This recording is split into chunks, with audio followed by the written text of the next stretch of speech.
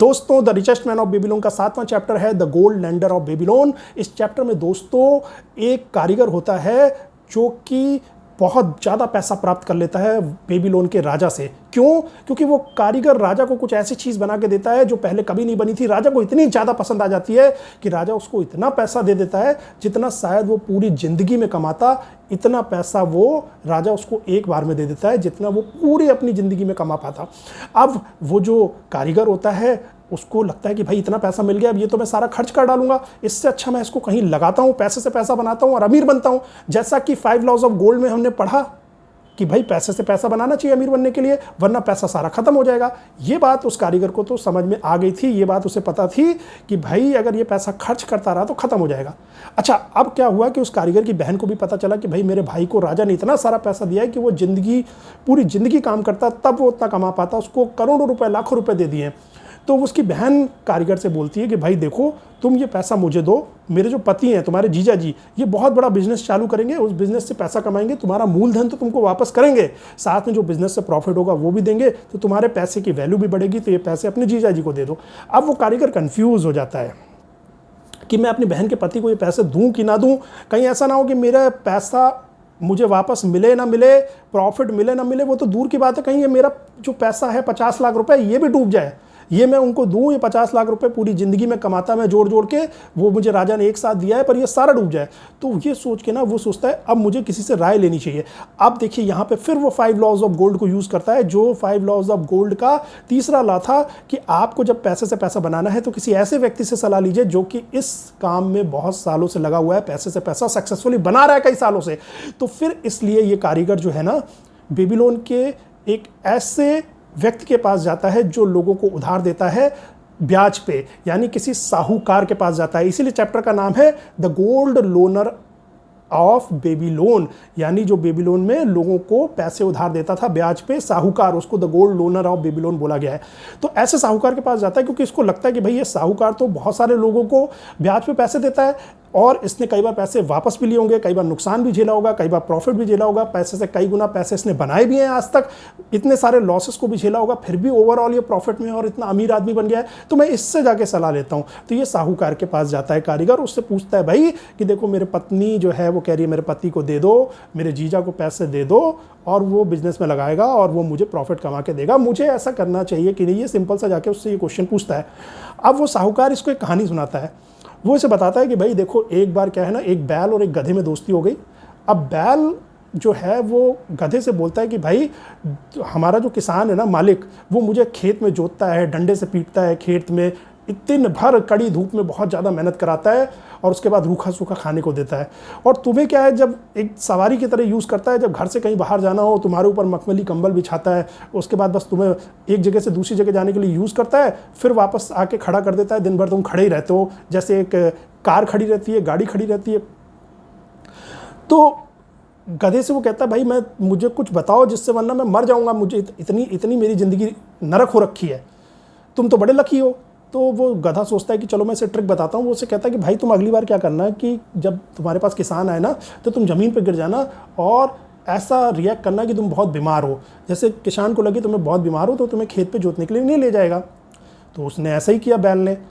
अब दोस्तों उस केस में क्या हुआ कि किसान ने बोला कि भाई ये तो बीमार पड़ा हुआ है बैल, इसको देख के लग नहीं रहा कि आज ये काम कर पाएगा, एकदम ज़मीन पर पड़ा हुआ है, अब हम इस गधे को खेत में जाके जोतेंगे। उन्होंने गधे को जोत दिया। अब गधे का हालत ख़राब, दिन भर खेत में जुतने के बाद गधे ने सोचा यार मैं तो अपने दोस्त की हेल्प करने गया था, यहाँ तो मेरी हालत ख़राब हो गई, इसको हेल्प करने के चक्कर में मैं बर्बाद हो गया। फिर गधे ने दिमाग लगाया, फिर वो बैल के पास दोबारा गया। उसने कहा भाई साहब आज मैंने फार्मर को ये कहते सुना है, किसान को, कि वो कह रहा था कि भाई ये तो बीमार पड़ा रहता है, अगर ये ऐसी 1-2 दिन और बीमार पड़ा रहा ना तो फिर तो मैं इसको कसाई को देके कटवा दूंगा, ये मेरे किसी काम का नहीं है, तो कल से ये सब नाटक मत करना, वरना तुम्हारे जैसे आलसी को ना तो वो कटवा ही देगा।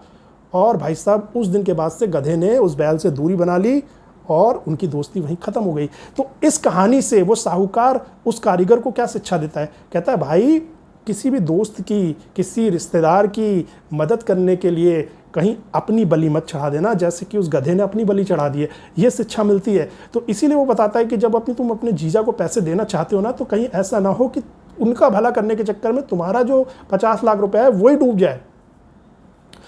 तो वो उसको बताता है साहूकार कि देखो भाई, मैं जब किसी को पैसा देता हूँ ना, तो मैं कुछ चीज़ों का ध्यान रखता हूँ। पहले तो ये है कि या तो मुझे वो कई ऐसी चीज़ दे दे जिसकी वैल्यू उस पैसे से ज़्यादा है जो वो मुझसे ले रहा है। मान लो मुझसे 2 लाख रुपए ले रहा है और मुझे 5 लाख का सोना दे दिया उसने, तो मुझे कोई दिक्कत नहीं है।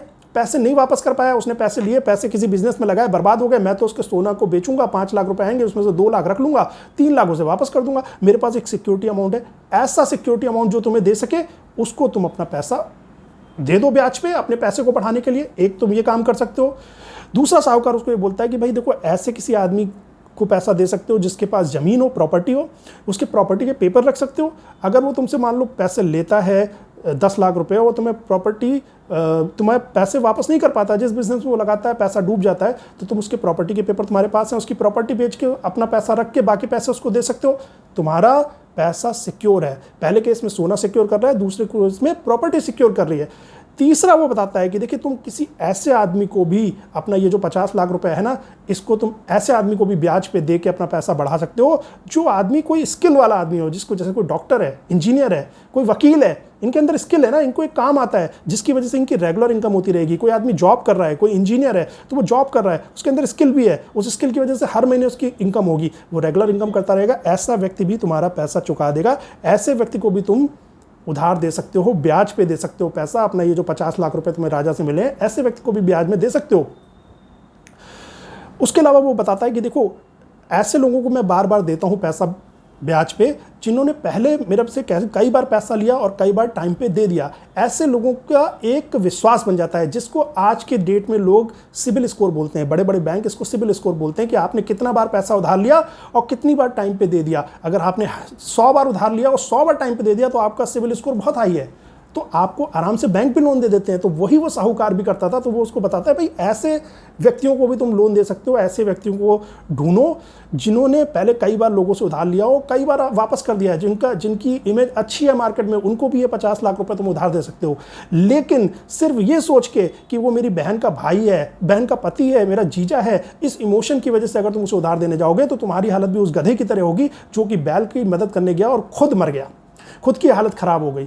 तो भैया ऐसा मत करो। पहले तुम अगर उसको पैसे देने भी हैं, तो पहले ये आइडेंटिफाई करो कि वो जिस बिजनेस में पैसा लगाने जा रहा है तुम्हारा जीजा, उस बिजनेस के बारे में उसे नॉलेज भी है, उस बिजनेस के बारे में उसकी स्किल्स भी है, मतलब उससे रिलेटेड उसने कुछ स्किल्स जनरेट की हैं अपने अंदर, उसके बाद वो उस काम को करने जा रहा है। पहले वो काम उसने खुद सीखा है, उसके बाद वो उस काम को करने जा रहा है कि हवा हवा में करने जा रहा है, उसके पास कोई प्लान है कि नहीं है। ये सारी चीज़ें पता होना बहुत ज़रूरी है। इस बात से ज़्यादा ज़रूरी है कि वो तुम्हारा दोस्त है या तुम्हारा जीजा है या तुम्हारा रिश्तेदार है।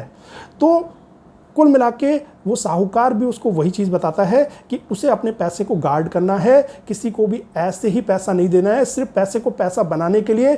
किसी को भी ऐसे ही अपना जो पैसा उसको मिला है राजा से, वो किसी को ऐसे ना दे दे। तो इसमें उन्हीं लॉज को फिर से बताया गया जो कि 5 लॉज ऑफ गोल्ड हैं। देखिए, पहले तो वो एक ऐसे व्यक्ति के पास, साहूकार के पास गया, जो कारीगर था वो ऐसे व्यक्ति के पास गया जो कि उसको सही सलाह दे सकता था। ये भी 5 लॉज ऑफ गोल्ड में से एक है। साहूकार ने वही सलाहें दी कि अपने पैसे को आपको गार्ड करना है, किसी ऐसे इंसान को नहीं देना है जो कि ऐसे बिजनेस में जा रहा हो, जो कि इनएक्सपीरियंस्ड है।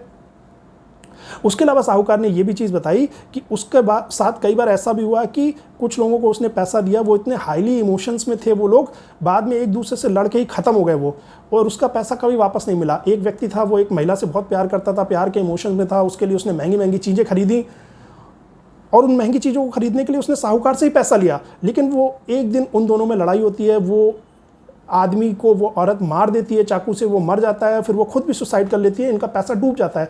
तो इससे भी साहूकार बताता है कि ये शिक्षा लेनी चाहिए कि जो तुम्हें इंसान बहुत ही हाईली इमोशनल दिखे या इमोशंस के चक्कर में पैसा लोन ले रहा हो, किसी इमोशन में फंस के, उसको भी कभी लोन मत देना। क्योंकि वो व्यक्ति जिसकी बात हो रही है वो एक औरत के प्यार के इमोशंस में, जाल में इस कदर फंसा हुआ था, अंधा हुआ था कि उसे कुछ नहीं दिख रहा था। ऐसे लोगों से भी पैसा फंसने की बहुत ज़्यादा संभावना है। तो ये था दोस्तों 7वां chapter, the gold loner of Babylon, जिसमें कि गोल्ड लोनर, जिसको कि ज़िंदगी भर एक्सपीरियंस है लोगों से पैसे लेने का, पैसा देने का, उसने अपना एक्सपीरियंस शेयर किया एक कारीगर के साथ, जिसको कि राजा से एकदम से पैसा मिल गया। इसी तरीके से आपने भी मान लीजिए अपनी ज़िंदगी भर की पूंजी इकट्ठी की है, या आपको एकदम से कहीं से ढेर सारा पैसा मिल गया, आपके पूर्वजों से मिल गया, आपकी कोई लॉटरी निकल गई, आप कहीं पे ज़मीन बिक गई, आपके पास ढेर सारा पैसा आ गया, तो आपको भी पैसा देते वक्त ये सोचना है कि मैं पैसा दे रहा हूँ तो मुझे इन्हीं चीज़ों का ध्यान रखना है, कम से कम उसके पास कुछ सिक्योरिटी के लिए दे, आपको सोना दे दे, उसके पास कुछ प्रॉपर्टी होनी चाहिए, या तो उसके पास कोई ऐसी स्किल हो कि उसकी कोई रेगुलर इनकम हो रही हो, या फिर उसकी कोई गारंटी ले रहा हो ऐसा आदमी कि जो कि बहुत ही हाई फाई आदमी हो, या फिर वो जो है पहले कई लोगों से लोन ले चुका हो और टाइमली वापस कर चुका हो, उसके मार्केट में अच्छी इमेज हो, या फिर वो किस काम के लिए आपसे पैसे ले रहा है उस काम की उसकी पूरी जानकारी हो, वो आपको पूरा खाका बना के दे पाए, पूरा प्लान बना के दे पाए, देखिए मैं ऐसे शुरू करूंगा, इस बिजनेस में ऐसे प्रॉफिट होगा, ये करेगा, वो पूरा आपको एक प्लान बता पाए, तभी आप उसमें इन्वेस्ट करिए, वरना आपका जो मूलधन है वो भी चला जाएगा। उससे अच्छा तो क्या है, आप अपने पास पैसे को रखे रहिए, कम से कम आपका जो पैसा है ना वो तो बचा रहेगा, बढ़े ना बढ़े पर वो डूबेगा नहीं दोस्तों। चलिए दोस्तों, बाय।